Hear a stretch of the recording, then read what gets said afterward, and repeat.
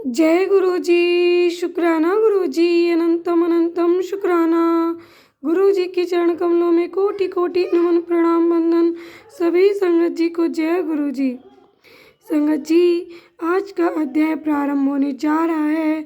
शिव महापुराण कथा शुरू होने जा रही है। सभी संगत परिवार बड़े ही प्रेम से, बड़े ही भक्तिभाव पूर्वक इस शिव महापुराण की कथा का श्रवण करें। गुरु जी हमेशा कहते थे कि शिव महापुराण का पाठ सुनिया करो, पढ़िया करो।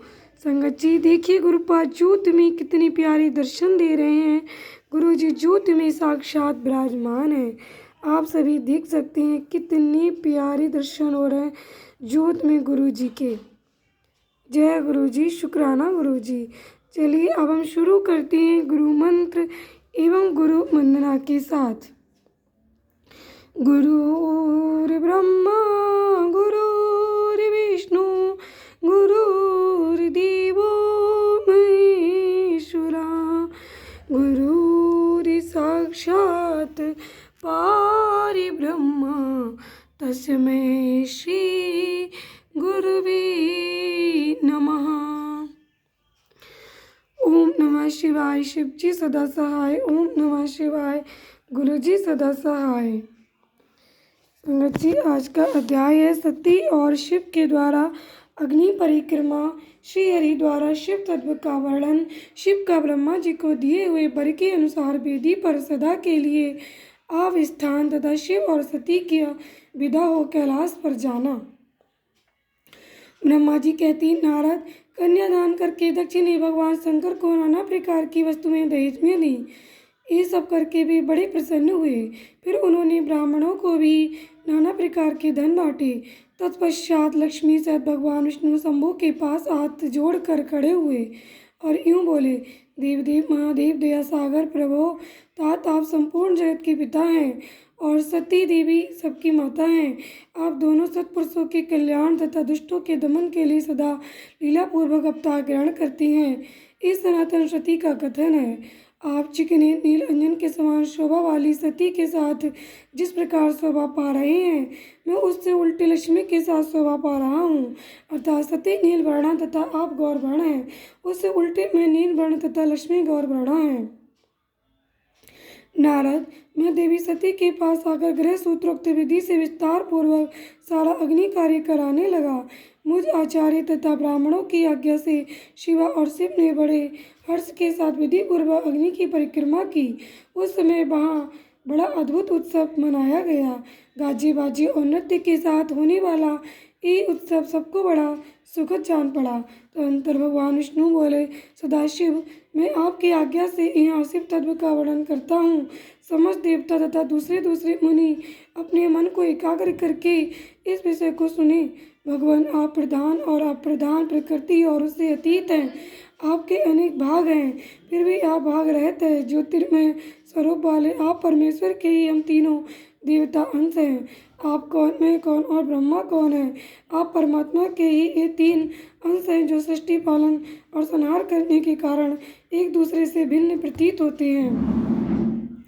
आप अपने स्वरूप का चिंतन कीजिए। आपने स्वयं ही लीलापूर्वक शरीर धारण किया है। आप निर्गुण ब्रह्म रूप से एक हैं।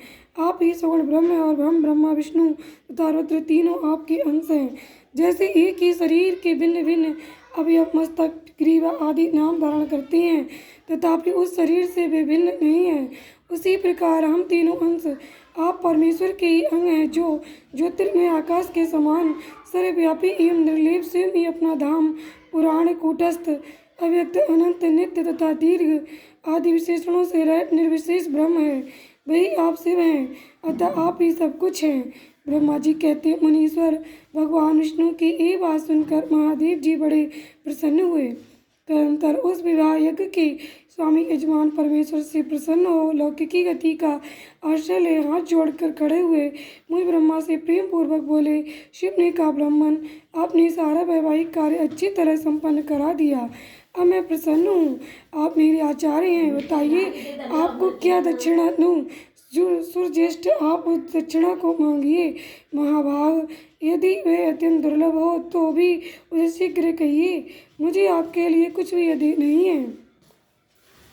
उन्हें भगवान शंकर का ये वचन सुनकर मैं हाथ जोड़ विनीत चित्त से उन्हें बारंबार प्रणाम करके बोला, देवेश, यदि आप प्रसन्न हो और महेश्वर, यदि मैं वर पाने के योग्य हूँ तो प्रसन्नतापूर्वक जो बात कहता हूँ उसे आप पूर्ण कीजिए।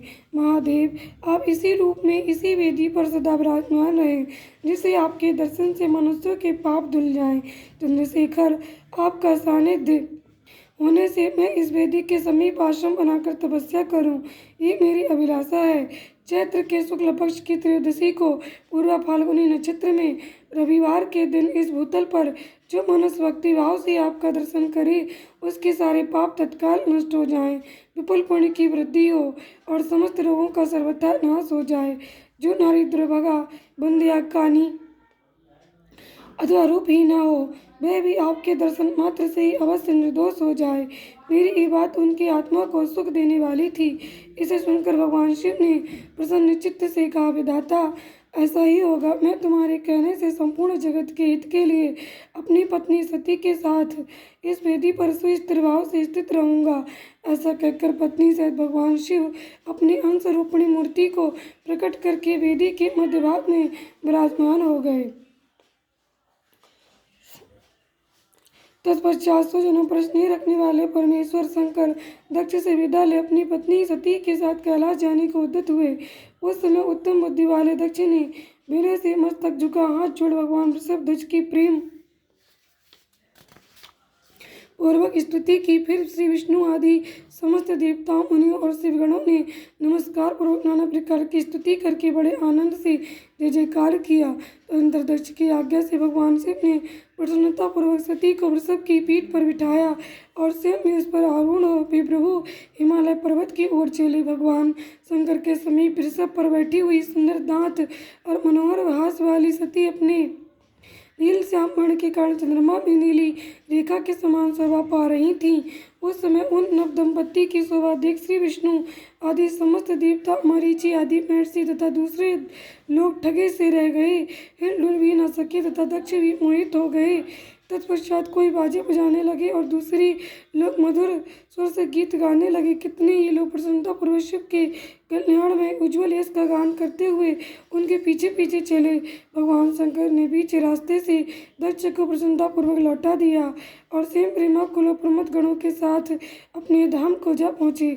यद्यपि भगवान शिव ने विष्णु आदि देवताओं को भी विदा कर दिया था, तो भी वे बड़ी प्रसन्नता और भक्ति के साथ पुनः उनके साथ हो लिए। उन सब देवताओं, प्रमथ गणों तथा अपनी पत्नी सती के साथ हर्ष भरे शंभु हिमालय पर्वत से सुशोभित अपने कैलाश धाम में जा पहुँचे। वहां जाकर उन्होंने देवताओं, मुनियों तथा दूसरे लोगों का बहुत आदर सम्मान करके उन्हें प्रसन्नता पूर्वक विदा किया। शंभु की आज्ञा ले वे विष्णु आदि सब देवता तथा मुनि नमस्कार और स्तुति करके मुख पर प्रसन्नता की छाप लिए अपने अपने धाम को चले गए। सदाशिव का चिंतन करने वाले भगवान शिव भी अत्यंत आनंदित हो हिमालय के शिखर पर रहकर अपनी पत्नी रक्षकन्या सती के साथ विहार करने लगे। सूत जी कहते हैं, मुनियों, पूर्व काल में स्वयंभू मनवंतर में भगवान शंकर और सती का जिस प्रकार विवाह हुआ वह सारा प्रसंग मैंने तुमसे कह दिया। जो विवाह काल में यज्ञ में अथवा किसी भी शुभ कार्य के आरंभ में भगवान शंकर की पूजा करके शांत चित्त से इस कथा को सुनता है, उसका सारा कर्म तथा वैवाहिक आयोजन बिना किसी विघ्न बाधा के पूर्ण होता है और दूसरे शुभ कर्म भी सदा निर्विघ्न पूर्ण होते हैं। इस उपाख्यान को प्रेम पूर्वक सुनकर विवाहित होने वाली कन्या भी सुख, सौभाग्य, सुशीलता और सदाचार आदि सद्गुणों से संपन्न साध्वी स्त्री तथा पुत्रवती होती है। जय गुरु जी। शुक्राना गुरु जी, अनंत अनंतम शुक्राना। गुरु जी महाराज के चरणों में कोटि कोटि नमन, प्रणाम, वंदन। सभी संगत जी को जय गुरु जी। संगत जी, आप सभी का परिवार सदा स्वस्थ, सुखी और समृद्ध रहे। हर प्रकार की संगत जो जिस कष्ट में है, सभी संगत के कष्ट दूर हों। मेरे गुरु जी से अरदास है, जो भी प्रभु की शरण में पहुँचे हुए मनुष्य हैं उन सभी के रोग, कष्ट, क्लेश प्रभु दूर करें, सभी को नया जीवन प्रदान करें, सभी को सुख, शांति, समृद्धि प्रदान करें। जय गुरु जी।